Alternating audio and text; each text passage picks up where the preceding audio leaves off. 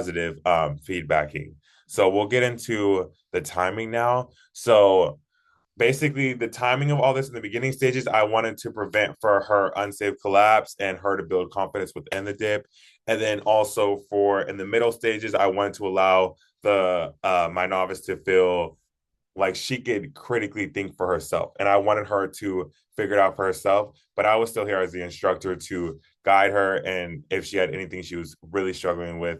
But for the most part, she figured it out by herself. The last time I really had to instruct her by moving or helping her with her body position is when you see in that last video when I moved her foot. Kind of abruptly, actually, I will say. And then the final stages, given only after each full attempt, that is when I supported her anatomy and retention and gave her further guidance if she needed it. Now, as for regulatory and non-regulatory conditions, so regulatory conditions, this was floor surface stability, footwear, and grip. So I actually let my novice Jada communicate with me what she felt better with. I just wanted her to have a good ankle support. So whatever shoe she felt comfortable with, she brought two shoes that support her ankles. They were gym shoes, and basically each one you aided her, so she was able to use both. So it's just whatever shoe she wanted to wear that day. As far as body alignment and how much support I gave her, like I said, in the later stages, she relied on that less, but in the beginning, she was utilizing that a lot.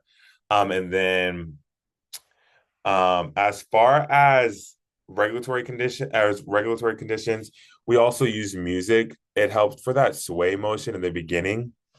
So that sway motion, basically getting your footwork correct. So in this, we wanted her footwork is vital for controlling the acceleration and deceleration of the dip.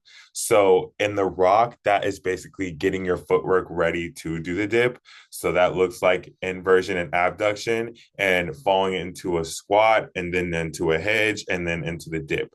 So the music helped her get into that rhythm.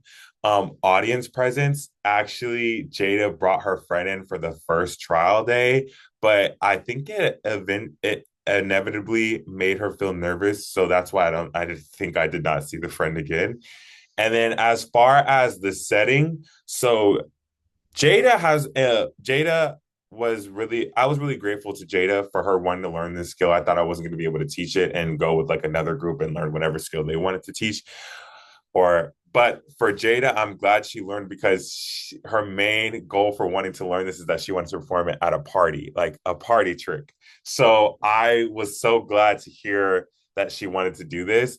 But Jada was very nervous, my novice. She was very nervous in doing this. So I wanted to find the perfect setting where she wouldn't be seen too much, but we still had a good enough lighting for her to see her mistakes and to see it and to make sure she grows throughout this experience.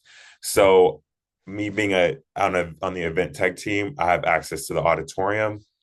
So after my shifts, I would like take 15 minutes and help Jada in the lobby, and we had clear lighting, private quietness, and then we also had for the floor surfacing.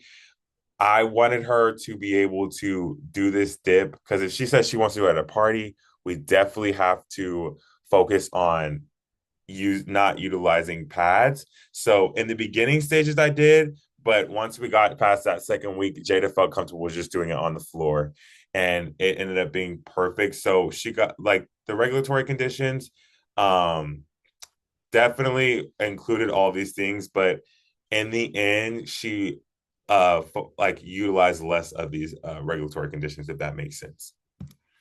And now, as far as imagery, so this included chest first, not the head. So this prevented forward collapsing. Then soft knees, slow meltdown. This encouraged like a controlled descent.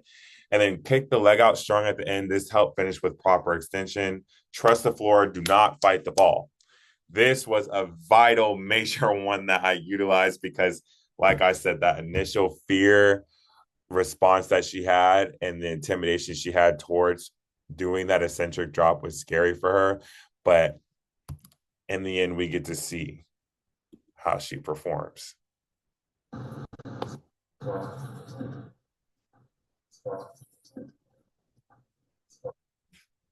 So, like it shows in the video, that is Jano's final dip.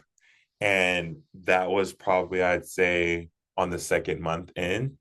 Or no, this was nearing actually the end of November. Sorry about that.